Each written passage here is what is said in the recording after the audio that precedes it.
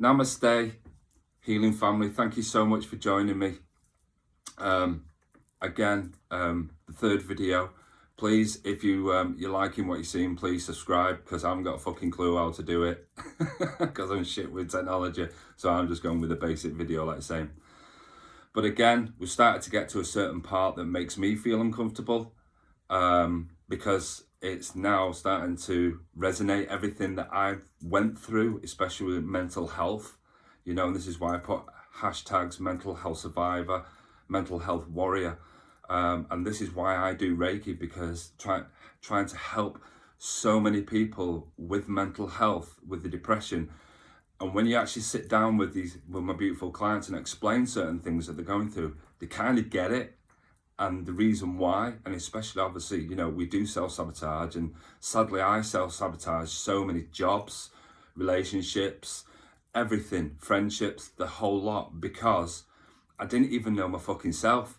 So how the hell was I going to give everyone else something that I didn't even have within me, if that makes sense? Now, this book, it makes me feel really, really uncomfortable, but I'm going to go through this because obviously I just try to explain some things for you, and it's what's known as a spiritual emergency. Now, the book says you've gone through a tremendous spiritual awakening. Okay, so you started to wake up and your life perspective has changed drastically, and you're no longer the same person you were a few years ago.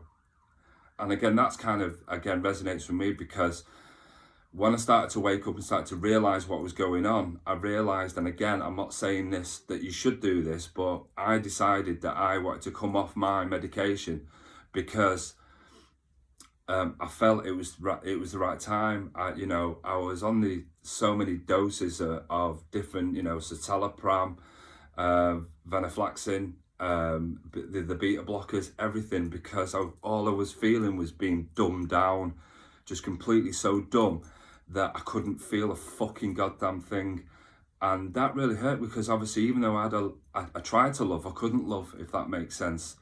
And things were just going completely terribly wrong for me, because it's kind of felt like this shift I was being moved. And when you have that spiritual emergency and you're being moved, you kind of like, if you don't do it, they kind of like move you forward, if that makes sense. It's like you're going pushing, kicking and screaming, but they're pushing you in the right direction, if that makes sense. It says, while others are on the spiritual path and reveling in this wonderful time and the deep insights, you're feeling suffocated under the weight of an existential crisis. While others are busy reconnecting with their true purpose, you can barely function in a job or even get out of bed or even shower. And I think that's quite right, because sometimes when we're feeling depressed, we just don't want to do anything. You won't even brush your hair, you don't even want to get dressed properly, and you'll just, so many different things again with depression. Again, obviously something that I went through. I to be honest, I didn't even fucking like myself. So, it's kind of like, how could I like others? But again, when we do that, we start to push people away because we just don't want them near us. But sadly, a lot of people do that without getting any help, and sadly they've become in so much turmoil with themselves, and they feel so deep within themselves that sadly they just feel that there's no existence, and they take their own lives. And that's really, really fucking sad. And that's why I'm here, and that's why I know that my purpose is to help people with mental health, to try to jig them up, but I understand it because I've been there. So I'm not trying to be clever or fuck all like that. I just know.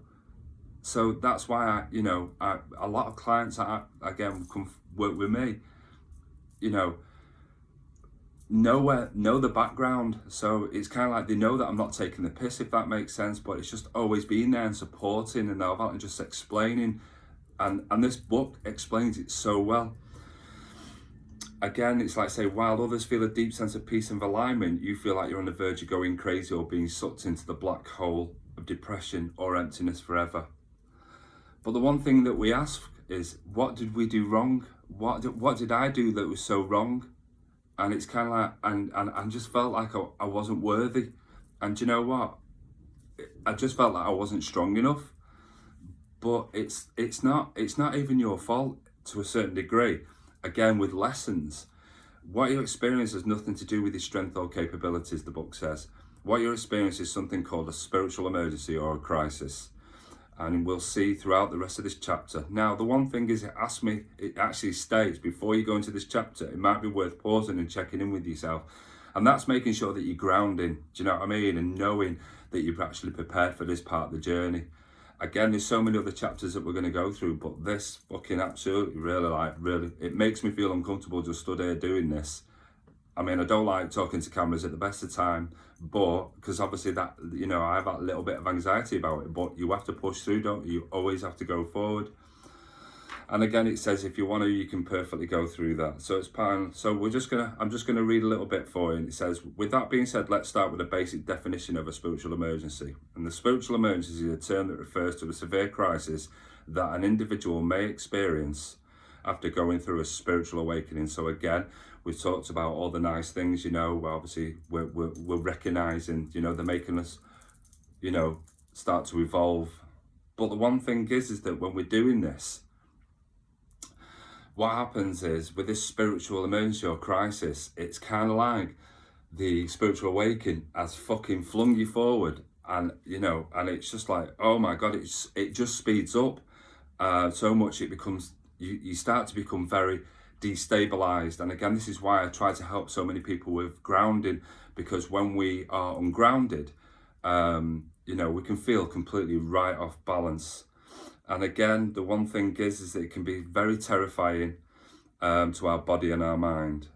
So the phrase spiritual emergency itself is a term used by the Czech psychiatrist Stanislav and Christina Grof. And again, they obviously talked through this book again. I'll show you this book. It's called The Spiritual Awakening Process. You can get this off Amazon or anything like that, but I'm just happy to talk you through it. And we'll go through some, but obviously we won't be for that long. But spiritual emergencies can happen to anyone at any point in life. And there are those that are not particularly spiritual can experience it just as often as those who are actively engaged on the spiritual path. The common uniting factor is usually that a person undergoes a shock, i.e. a form of illness, a death of a family, a major life event, i.e. divorce, that triggers the spiritual crisis. And the shock is, like I said, it's so destabilizing that it throws your whole psyche into chaos. So the dark night of the soul and the mystical psychosis can be differentiated in different ways. The dark night of the soul, again, the one thing you've got to remember that with this, obviously you can balance it, but a lot of the mystical psychosis where you start to work upwards, so you're working with your 4 chakras, and you're working with spirit, okay? So that's absolutely perfect. But the other part, the dark night of the soul, will take you within, if that makes sense. You can find the balance where even though you are in that depressional state, you know, that severe depressional state, that you can start to hear the voices of spirit, of, you know, but again, you can find the balance, but again, it's how you deal with it, if that makes sense. So the dark night soul is defined as a period in one's life where it's complete absence of connection to the divine, i.e. to, you know, to the awakening. Intense I can't fucking say it, sorry. I'll fucking leave it. Suffering occurs with this state, and there is an abject sense of emptiness, both with oneself and within the world. Those undergoing a dark night of the soul may feel like the living dead, existing in the lifeless hull of a body that seems to be adrift in a black void of nothingness. Mystical psychosis, on the other hand, is a term that refers to the experience of undergoing hallucinations, experiencing paranoia, seeing visions, and otherwise losing touch with this reality. But again, obviously, you know, when we see these losing touch with this reality, with this realm, and obviously going into the spirit realm. So we're kind of like even awakening within all that. Again, many theories surround a mystical psychosis, with the most prominent being that mental illness such as schizophrenia are actually profound spiritual initiations. When the mystical psychosis is thwarted and not valued for its potential spiritual implications, it can evolve into a mental illness that is pathological. I can't fucking say this. What's the matter with me words today? Pathological. and reinforced by society. I'm sorry, obviously, historically we can see the mystical psychosis play out in such figures as Saint Teresa of Avila or even Van Gogh. It is possible to have a little bit of mystical psychosis paired with the dark night of the soul, and vice versa. It's even possible to have both equally. But most people tend to experience only one type of spiritual emergency. So again, so many different things that start to bring you to light in this spiritual awareness.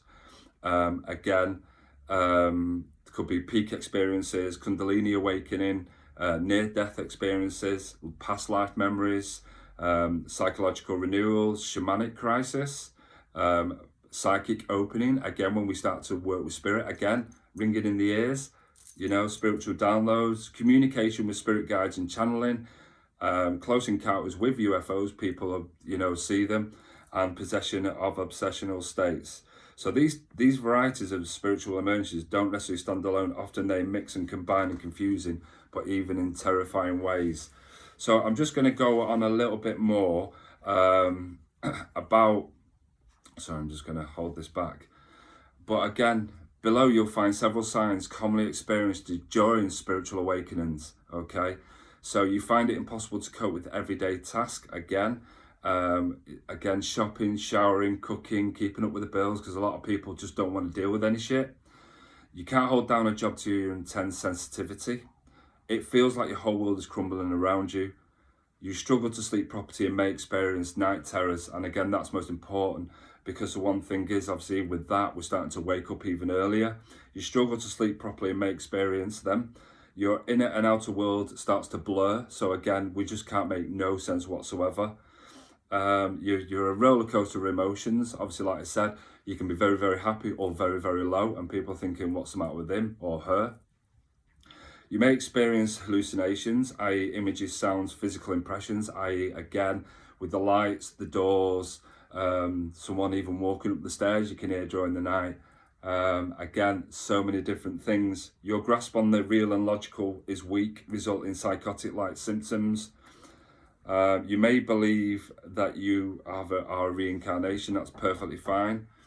You may even experience vivid past life flashbacks, and strange sensations in your body, like vibrations, shivers. Again, the most important thing is, obviously, you feel like you're being sucked into a different dimension or a black hole, and you feel like you're going crazy. Well, the one thing is, how do spiritual emergencies happen? Honestly, there is no single one reason why. But the one thing is, I'm just going to briefly just go through these, and it's one of it is about your destiny. It's an accelerated spiritual awakening process. You're about to learn some profound lessons, work through a tremendous amount of karma, and transform into the most illuminated version of yourself possible at this lifetime. It also goes on about our conditioning as well, and the meaning of beliefs, ideas, and habits. It also goes into about the reason why they're pushing you forward as well. For what you're not realizing is that you could be a gifted shaman, a priestess, even a healer. And this is part of your spiritual awakening. Obviously, I'm a healer, so this is what I've been doing, and this is where they've been pushing us forward. It's just a process that connects with the forces of the unconscious mind and the spirit realm, which you have not yet learned to navigate. But also, you may be dealing with past karma as well in the belief systems. I believe that we deal with unresolved trauma from our past lives, obviously our past journeys that we were on. And that may take the shape of a spiritual emergency, because you may start receiving deja vu again in a past life, or what we may have experienced in that life and we've brought through to this life. And again, we're starting to make those same mistakes. So obviously they start to put you into a spiritual emergency, because you're not dealing with the way that it was in the past life.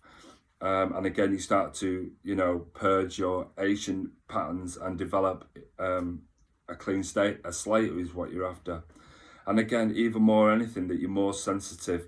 We all have various levels of sensitivity, and those who undergo a spiritual emergency may be more sensitive and empathic. Again, empaths are absolutely prone to the spiritual awakening and also the spiritual crisis. This may explain why a would-be spiritual awakening turns into a spiritual emergency, and it's simply too overwhelming for the already sensitive in life. Again, there is no way of proving this, but it's one theory that you might like to think. So I just wanted to take a few moments just to think about what we've spoke about today, and based on your psychological and emotional landscapes of which responds, which description triggers something inside of you, and whichever theory you strongly react to is likely to be the correct explanation for you. However, regardless of what explanation you resonate with, it's vital to stress here that it's crucial to give your spiritual emergency a purpose. He or she who has a why to live for can beat almost anyhow. So if you are experiencing a spiritual emergency or a mental illness, I'm just going to put the book down because I'm going to go now. You know, I'm here. You know, if you need a chat, you know, again, if you feel that I can help you with this healing, to bring you away from what you're suffering, or help guide and assist, then that's what I'm here for. Thank you so much for joining me. I'm sorry it sounds very, very one tone, but love and light to you all. Stay safe, and thanks for joining me again on this video.